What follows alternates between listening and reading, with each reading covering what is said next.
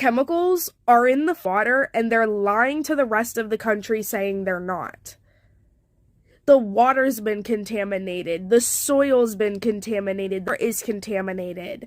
You literally are about to see some of the worst health side effects coming out of people in that town. It's not even funny. And y'all want to know something even more? The restaurant that I work at in a whole different state had to donate food to them because we had people from the churches calling to tell us that Red Cross came, FEMA came, the environmental conservationists still have yet to come, meaning all get no food, have nothing to help them, nothing. Okay. I believe this is a time where the so-called environmentalists should come out to actually look into what is going on. Recently, I came across this devastating news. I don't know if you have seen. It happened right on the edge outside of town on the border of PA and Ohio. Of the cars that crashed, 5 of them contained vinyl chloride. It's a monomer. Yes, welcome back. Watching this video to the end, you will realize something you have not seen. 5 days after a train carrying vinyl chloride derailed and exploded near the Ohio-Pennsylvania border, crews ignited a controlled burn of toxic chemicals to prevent a much more dangerous explosion. Thousands in East Palestine, a town of about 5,000 people, evacuated, and officials warned the controlled burn will create a phosgene and hydrogen chloride blown across the region. Phosgene is a highly toxic gas that can cause vomiting and breathing trouble and was used as a weapon in the First World War. So in this clip, we are going to take an exclusive look into what happened in Ohio. I know a lot of people have not seen this. If this is your first time coming, please remember to subscribe, and if possible, why not share this clip? This hasn't been getting a lot of coverage, and the coverage that it has been getting hasn't been very good, so let's talk about the trail derailment in East Palestine, Ohio. East Palestine's about an hour north of Pittsburgh, almost halfway to Cleveland. Norfolk Southern has a rail line that goes right through town, and this derailment happened right on the edge outside of town on the border of PA and Ohio. Of the cars that crashed, 5 of them contained vinyl chloride. It's a monomer used to make PVC. The reporting on this has gotten vinyl chloride confused with polyvinyl chloride, the polymer made out of vinyl chloride. Now, the reason that this distinction is really important is vinyl chloride is very hazardous and very flammable. Polyvinyl chloride is a plastics that's used in like everything. The other thing about vinyl chloride is that it boils at 8 degrees Fahrenheit, so it's shipped in its liquid form. Meaning that when these trains crashed and these started leaking, they weren't just leaking liquid, but they were spewing boiling gas. So vinyl chloride is really toxic. OSHA has the permissible limit of how much you can be exposed to it during an 8-hour shift as a 1 ppm part per million, average over 8 hours. So prior to this, the biggest spill of this chemical was in New Jersey, where 1 train car and about 23,000 gallons of vinyl chloride were spilled, but it didn't catch on fire. Now, this crash in Ohio has 5 train cars. These kinds of tanker cars can carry between 25 and 33,000 gallons. Let's call it 250 to 250,000 pounds of vinyl chloride. That's per train car, 5 train cars. There's maybe 1 million pounds of this toxic chemical spilling into the ground and also boiling off into the air. But then it caught on fire. I think this is where the reporting is really bad because no one is mentioning what the byproduct of vinyl chloride burning is. Of the many byproducts of burning vinyl chloride, one of them is hydrogen chloride. Hydrogen chloride is really unstable and latches onto water, like just water vapor in the atmosphere, and that turns into hydrochloric acid. So right now, government officials from the railroad, both the governor of Pennsylvania and Ohio are calling burning off the 1 million pounds of this stuff a success, but not mentioning that it means that we have hundreds of thousands of pounds of acid in the air, potentially.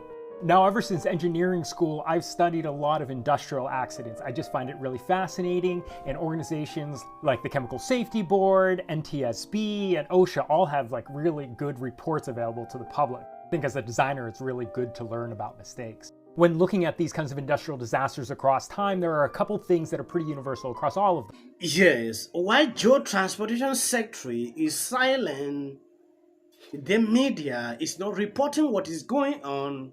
This is the best video explaining what is happening. About 4.5 million tons of toxic chemicals are shipped by rail each year, and an average of about 12,000 rail cars carrying hazardous material pass through cities and towns each day, according to the U.S. Department of Transportation. And an internal train in Kentucky derailed and burst into flames. A week later, the Pittsburgh region alone has seen 8 train derailments over the last 5 years, according to the public health advocacy group Rail Pollution Protection, Pittsburgh, and about 1,007 annually occur nationally. The cause of the Pittsburgh accident highlight the myriad ways in which things can go wrong. A crack in a track ignored by railway companies caused a 2018 derailment, while another train hit a dump truck at a crossing with inadequate safety equipment. A broken axle on train car is thought to be the source of the East Palestinian accident. I see so many people talking about the train derailment at East Palestine, Ohio. And all I'm going to ask is that if you do this, you get your facts right. I literally grew up right down the road from East Palestine. My old childhood best friend lives Kingstown. My current best friend literally lives right next to the town. It is so much worse than what the media is telling any of us. I'm getting reports from people that are down there right now that they're literally seeing schools of fish floating down streams dead. I got a video from my friend, okay? And she's like walking, dude. It's all on the top of the water is a really pretty chemical sheen. The chemicals are in the water and they're lying to the rest of the country saying they're not. The water's been contaminated. The soil's been contaminated. There is contaminated.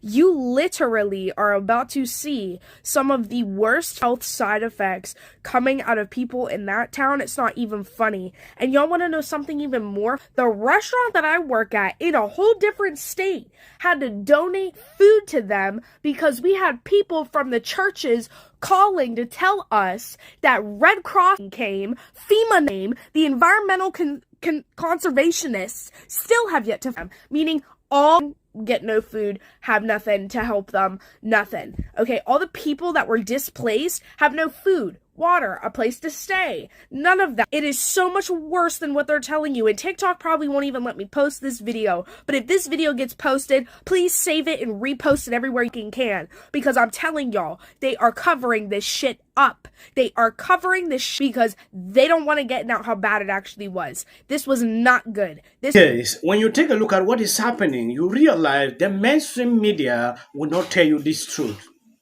These are people that have experienced, that are closer to the source of what is happening. I am sorry that I'm getting this video coming from TikTok. I have searched to have a real footage that is portraying, giving you real information of what is happening.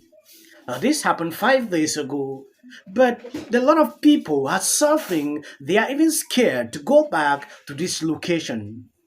Do you know what is happening? They are focused on balloons.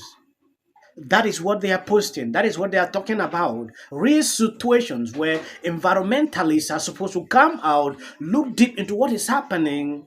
They are not doing it. I don't want to be too sure that this guy is actually saying the truth, because sometimes we can exaggerate certain things on social media. Joe Transportation Secretary should come out. He should look into what is happening. This is the time that he's supposed to work. But he's there running out to talk about some kind of things that are not necessary. These are human situations that care need to be taken.